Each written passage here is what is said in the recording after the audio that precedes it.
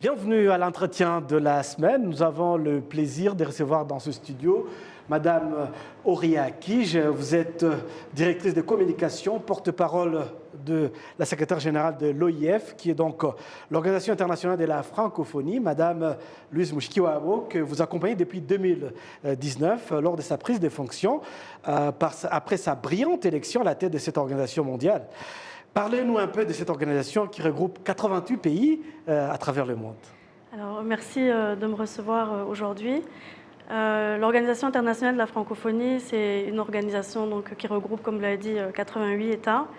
États et gouvernements, parce qu'il y a aussi des gouvernements, comme par exemple le Canada, qui est représenté par 3 gouvernements distincts. C'est une organisation qui rassemble les pays qui ont la langue française en partage. Le dernier rapport de la langue française qui a été publié cette année a estimé le nombre de locuteurs de français à 320 millions, ce qui représente quand même une augmentation de 7% par rapport à la dernière évaluation du nombre de locuteurs. Alors, c'est une organisation qui a plusieurs missions, et bien entendu, la première étant de faire rayonner la langue française, mais également des missions en rapport avec la jeunesse, l'éducation, l'entrepreneuriat, faciliter l'employabilité des jeunes, l'autonomisation des femmes aussi, et enfin une mission politique et gouvernance, notamment lors de l'accompagnement des pays en période électorale. Oui. Voilà, en résumé. Oui, en prenant ces fonctions, donc à la tête de l'OIF, Madame Louise Mushikiwabo, dont vous êtes la porte-parole, s'est fixé un certain nombre d'objectifs, mais il y a malheureusement eu la pandémie de Covid-19. Oui. Alors, lorsque la secrétaire générale a été élue au sommet d'Erevan, elle a reçu un mandat très clair des chefs d'État qui ont signifié leur besoin de voir cette organisation transformée, moderniser et surtout avoir une action beaucoup plus impactante au niveau des populations. La pandémie, c'est vrai, nous a ralenti sur l'aspect travail de terrain. Comme partout dans le monde, on a été soumis à toutes les restrictions qui nous ont empêchés peut-être d'avancer sur certains dossiers sur le terrain. Mais je dois dire que cette pandémie nous a aussi été quelque part bénéfique dans le sens où elle nous a donné le temps, elle a donné le temps à la secrétaire générale de vraiment aller en profondeur sur le chantier de la transformation de l'organisation et ça représente beaucoup de travail. C'est une organisation qui n'est pas énorme, qui compte à peu près 300 personnes, personnel, mais néanmoins avec une structure assez lourde, administrative, il y avait beaucoup de choses à changer. Et les 2 années de pandémie nous ont vraiment permis de moderniser les systèmes informatiques, de revoir complètement les procédures, que ce soit au niveau des ressources humaines, au niveau de notre programmation aussi, qui a été recentrée fortement. On est passé vraiment de plus de 300 programmes à une quarantaine, mais beaucoup plus impactants, beaucoup plus, qui permettent de faire vraiment une différence. Donc tout ce travail a été fait pendant les mois de la pandémie et récemment, lors de la dernière réunion ministérielle, on a pu adopter le règlement unique de la francophonie. Ça, c'est une étape très importante parce que c'est un document vraiment de base pour réglementer la façon dont sont gérées les instances de la francophonie. Donc je dois dire qu'au-delà des actions de terrain qu'on a quand même pu faire, comme le lancement notamment du fonds La francophonie avec elle, dont on a déjà parlé ici à RBA, il y a eu plusieurs actions sur le terrain, mais surtout ce travail de transformation de l'institution elle-même.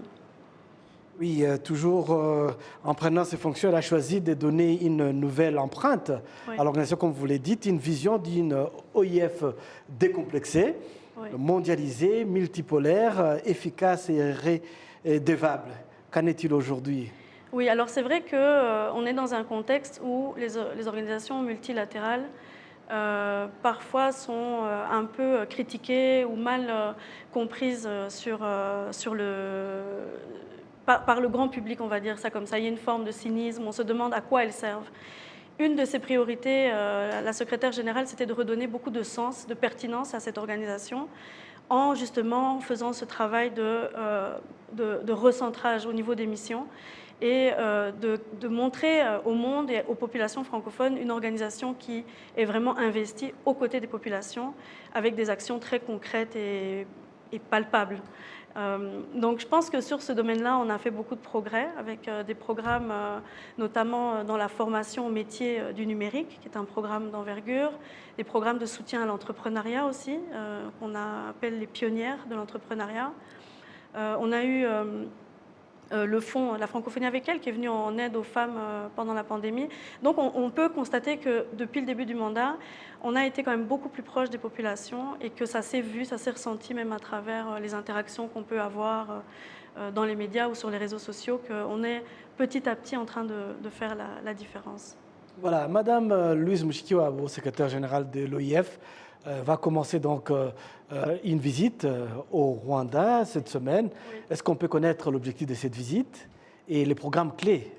Oui, alors en fait, c'est la toute première fois qu'elle va faire une visite officielle dans son pays. Donc comme on est dans la dernière année du mandat, ça semblait important qu'elle fasse ce geste, qu'elle vienne voir les plus hautes autorités du pays pour rendre compte aussi du travail qui a été effectué pendant ce mandat et puis parce que c'était important pour elle de venir à quelques mois du sommet de la francophonie. On a plusieurs séquences programmées, mais je dirais qu'il y a 3 temps forts. Le premier, c'est qu'elle va participer au symposium sur la sécurité, où elle va donner une intervention au niveau de ce symposium sur l'importance notamment de la langue française dans les troupes de maintien de la paix. On va donner un cours, une formation, on va lancer une formation de langue française à l'Académie militaire de Gako. Donc elle va participer à ce premier cours qui sera le premier d'une série. Ensuite, elle va rencontrer la communauté culturelle francophone du Rwanda. Vous savez qu'elle est vraiment grande, elle est importante. Donc il y a le 20 mai, elle va rencontrer la communauté francophone dans le monde de la culture. Et enfin, pour clôturer la visite, elle va elle va lancer officiellement une grande initiative de Umuganda francophone.